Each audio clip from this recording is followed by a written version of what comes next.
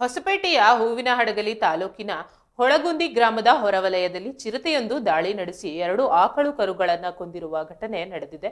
ಇದರಿಂದಾಗಿ ಗ್ರಾಮಸ್ಥರು ಭಯಭೀತರಾಗಿದ್ದಾರೆ. ಘಟನೆ ಕುರಿತು ಹೆಚ್ಚಿನ ಮಾಹಿತಿ ನೀಡಿರುವ ಗ್ರಾಮಸ್ಥರಾದ ಬಸವರಾಜ್ ಅವರು, ಕಳೆದ 2 ದಿನಗಳಿಂದ ಚಿರತೆಯು ಗ್ರಾಮದ ಸುತ್ತಮುತ್ತಲಿನ ಪ್ರದೇಶದಲ್ಲಿ ಕಾಣಿಸಿಕೊಳ್ಳುತ್ತಿದೆ.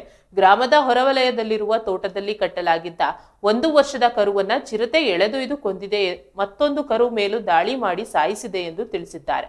ಇದಲ್ಲದೆ ಕಳೆದ 15 ದಿನಗಳ ಹಿಂದೆ ಇದೇ ಚಿರತೆಯು ಕುರಿಯನ್ನ ಕೊಂದಿತ್ತು. ರಾತ್ರಿಯ ವೇಳೆ ಗ್ರಾಮದ ಬಳಿ ಚಿರತೆ ಓಡಾಡುತ್ತಿರುವುದರಿಂದ ಸಾರ್ವಜನಿಕರು ಭಯದಿಂದ ಮನೆಯಿಂದ ಹೊರಬರಲು ಹಿಂದೇಟು ಹಾಕುತ್ತಿದ್ರು.